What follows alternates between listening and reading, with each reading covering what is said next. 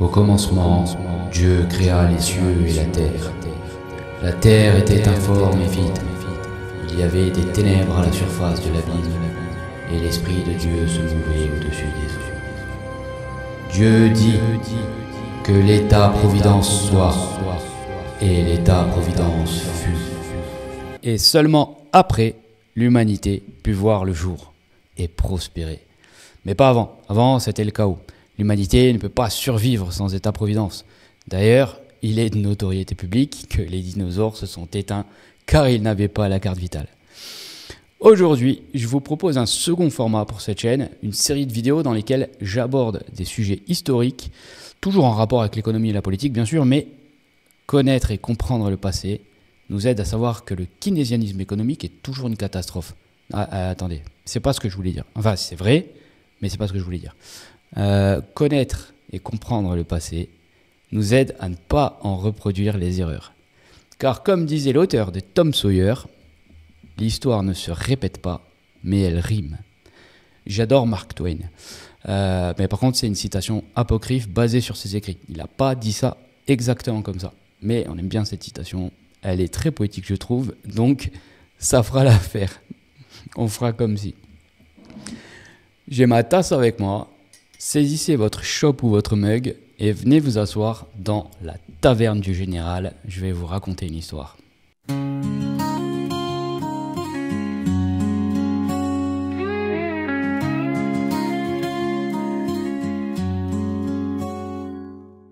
Alors le générique est plus léger que pour le format principal, mais je vous en préparerai un plus quali dans le futur.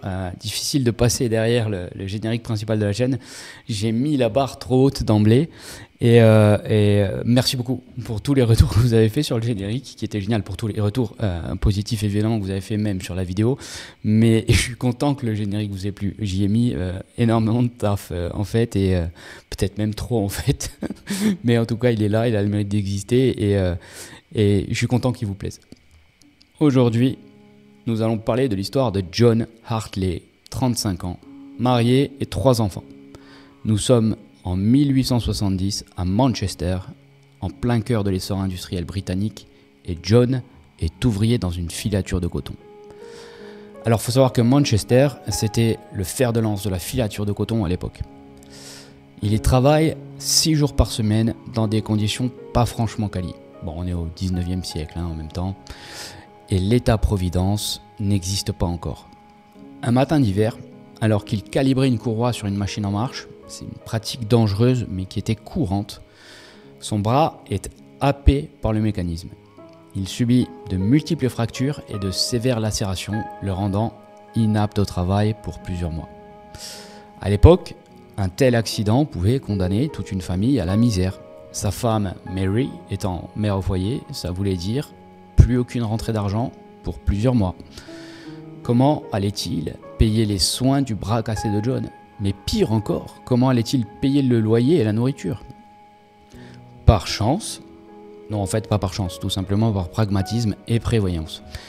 Il se trouve que John est membre de la Manchester Unity of Oddfellows, une des Friendly Societies qui se sont énormément développées durant ce 19e siècle.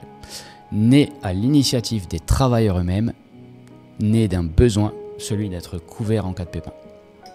John y cotise 6 pence par semaine, soit un demi-shilling. Un ouvrier touchait de 15 à 30 shillings par semaine selon qu'il était qualifié ou pas, ce qui fait une cotisation donc d'environ 2 à 5% du salaire. La Manchester Unity of Oddfellows lui dépêche donc un médecin affilié et prend en charge ses frais. Elle versera aussi à John la moitié de son salaire pendant ses 6 mois de convalescence. Mieux encore, lors des réunions mensuelles de la loge, les autres membres lui apportent du soutien moral et certains organisent une collecte pour offrir du charbon à sa famille pendant l'hiver. Parce que la Friendly Society, comme son nom l'indique, c'est bien plus que juste une sorte d'assurance, c'est une communauté soudée avant tout. Les indemnités et le soutien lui permettent de tenir bon avec sa famille. Mais malheureusement, même après une longue convalescence, John reste handicapé du bras. Il ne pourra pas réintégrer la filature. Mais là encore, il peut compter sur le soutien de la Society. Grâce à son réseau, il a pu trouver un poste de gardien d'entrepôt, un poste bien moins physique et au salaire équivalent. médiantre. C'est la Sécu et Pôle emploi, mais en mieux et en moins cher. Eh oui, pour 2 à 5% du salaire, quand en France, au salaire médian, juste pour les cotisations santé, on est à 24% du brut. Et si on y rajoute les cotisations chômage, puisque les Friendly Societies couvraient aussi cet aspect, on tape les 28% du salaire brut. Alors vous allez me dire, ok Nico, tu es allé chercher un cas particulier là. Pas vraiment. En 1900, au Royaume-Uni, sur un peu moins de 15 millions de travailleurs, on comptait plus de 6 millions d'adhérents. Il en existait beaucoup, les Friendly Societies, et on comptait plus de 6 millions d'adhérents en tout, dans tout le Royaume-Uni, à ces Friendly Societies. Soit un peu plus de 40% de tous les travailleurs, presque un travailleur sur deux. Et ceux qui n'y adhéraient pas, c'était en fait surtout les travailleurs les plus aisés, parce qu'ils avaient de quoi s'en passer, ils n'en avaient pas besoin. Mieux encore, avant les syndicats communistes pour vous octroyer des droits, eh bien, il y avait déjà à l'époque des employeurs qui payaient directement les cotisations à des Friendly Societies pour leurs employés directement. Ça faisait partie du package salarial pour être plus attractif pour recruter des ouvriers. Le marché libre, en vérité, n'a jamais eu besoin que l'État l'y contraigne. Il le faisait déjà de lui-même. Certains employeurs avaient même leur propre service de mutuelle offerte pour les employés. On peut citer par exemple la London and North Western Railway, les mines de Durham, Titus Salt dans l'industrie textile. Typiquement, le genre d'industrie qu'on s'imagine comme exploitant bien comme il faut la classe prolétarienne. Les fanboys d'Ambroise Croizat doivent l'avoir un peu mauvaise là. Et si John Hartley est un personnage purement fictif que j'ai spécialement inventé pour vous, la Manchester United of Oddfellows a bien existé. Elle a été fondée en 1810 et elle comptait des centaines de milliers de membres au 19e siècle. Elle offrait assurance maladie, invalidité, chômage, veuvage et même funérailles. Mais l'histoire fictive de John ne s'arrête pas là. Au-delà des soins et d'un nouveau job, les Friendly Societies offraient quelque chose d'encore plus puissant. L'opportunité de s'élever socialement. Pendant sa convalescence, John, coincé chez lui avec son bras en écharpe, décide de ne pas juste attendre. Grâce à la Manchester United of Oddfellows, il accède à leur bibliothèque locale, car oui, beaucoup de ces societies avaient leur propre bibliothèque et ou organisaient des conférences pour éduquer leurs membres. John y lit des livres sur la mécanique, l'économie ou même des romans. Ça lui permet non seulement de tuer le temps, mais d'apprendre des compétences nouvelles qui l'aideront plus tard. En fait, les Friendly Societies étaient de vraies écoles du soir pour la classe ouvrière. Par exemple, la York Female Friendly Society, fondée en 1788 par Faith Gray et Catherine Cape, aidait directement des écoles pour filles en finançant l'éducation des enfants de membres. À une époque où l'école publique n'existait pas vraiment, ces initiatives privées comblaient le vide et enseignaient de la lecture, l'écriture et même la gestion financière. Tout ça pour 2 à 5% du salaire, contre 30 aujourd'hui en France au salaire médian. Résultat, les membres devenaient plus autonomes, mieux armés pour négocier avec leurs employeurs ou lancer leurs propres affaires. Et parlons épargne, les societies n'étaient pas là que dans l'orage, car mieux vaut prévenir que guérir. Elles encourageaient l'épargne proactive. Certaines, comme les Dividing Societies, redistribuaient un lump sum annuel aux membres, combinant assurance et épargne. Mieux encore, elles offraient des prêts à bateau aux membres en règle. Imaginez John empruntant pour acheter des outils et se reconvertir en artisan indépendant. Pas de banquier rapace, juste une communauté qui prête à ses pairs avec des taux justes basés sur la confiance mutuelle. Historiquement, ça a eu un impact énorme. Des études comme celle de David Green ou Lorraine Perriot montrent que les membres des Friendly Societies avaient souvent un meilleur taux d'alphabétisation et une plus grande stabilité financière que les non-membres. L'Ancient Order of Foresters, une autre grande society, promouvait l'éducation morale et pratique en organisant des cours sur la tempérance pour éviter les maladies liées à l'alcool par exemple, et sur l'épargne, ce qui réduisait les risques et augmentait la longévité des familles. Tout ça sans un sou de l'État. Les Friendly Societies ont eu un impact profond. Elles ont prouvé que les systèmes de mutuelles et d'entraide pouvaient fonctionner à grande échelle, offrant une sécurité économique à des millions de travailleurs sans aucune intervention étatique. En créant des réseaux de solidarité, elles ont renforcé le tissu social, donnant aux travailleurs un sentiment d'appartenance et d'autonomie. Elles organisaient même régulièrement des festivités au niveau local. Leur succès a inspiré certaines réformes sociales comme les premières lois sur les assurances sociales en 1833 dans l'Allemagne de Bismarck ou au Royaume-Uni avec le 1911 Act. Et ironiquement, c'est leur immense succès et efficacité qui a provoqué leur déclin par l'obligation de l'État de cotiser dans le système public unique. L'État qui a voulu s'approprier et monopoliser cette initiative.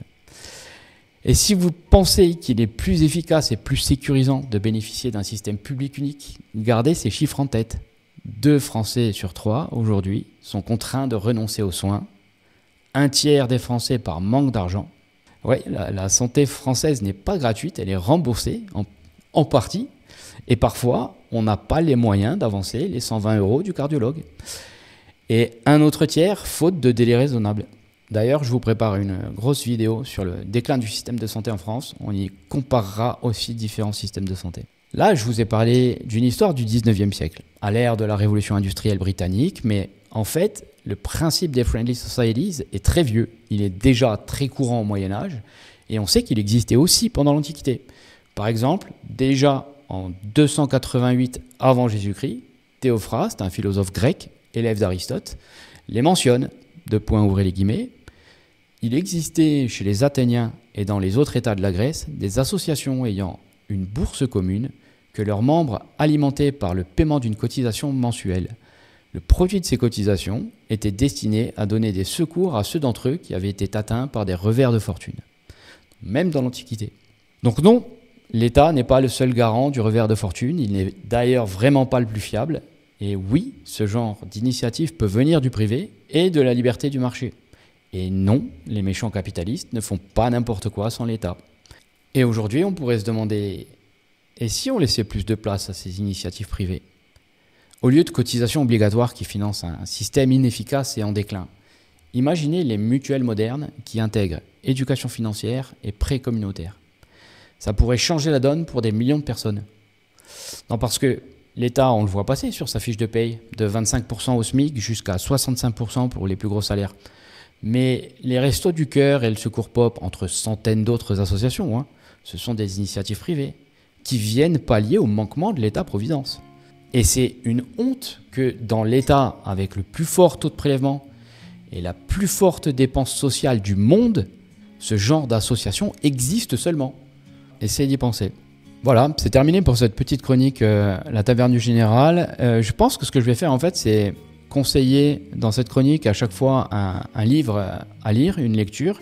Et ce soir, j'aimerais vous conseiller ce livre, Illusion de la justice sociale de Thomas Sowell. Chaque livre, Thomas Sowell est un économiste brillantissime. Et ce livre est une masterclass comme tous les livres de Sowell sont des masterclass. Malheureusement, tous les livres de Sowell ne sont pas disponibles en français et celui-ci l'est. Il a été traduit en français. Et vous le trouverez sur une petite maison d'édition qui est assez récente qui s'appelle Édition Carmin. Il est disponible à l'achat et à la livraison sur leur site édition-carmin.com. Je vous mettrai le lien dans la description. Aucune promotion, aucune pub. J'ai pas été payé pour faire c'est pas du placement de produit, mais je pense qu'il faut soutenir ce genre d'initiative. Donc je vous invite à vous le procurer et à le lire parce que c'est une masterclass qui couvre bien le sujet. Donc, la chaîne démarre et le contenu arrive au compte-gouttes, mais je vais essayer d'augmenter le rythme des publications dans les prochaines semaines. Je finis l'écriture de plusieurs épisodes en ce moment même. Si mon contenu vous plaît et que vous avez envie de voir développer certains sujets, je vous invite à vous abonner au compte Insta de la chaîne. J'essaierai d'y prendre la température quant à vos attentes. Ou n'hésitez pas à me taguer directement sur Twitter. Les liens sont dans la description. Et je vous dis à très vite pour une nouvelle vidéo et n'oubliez pas de rester critique.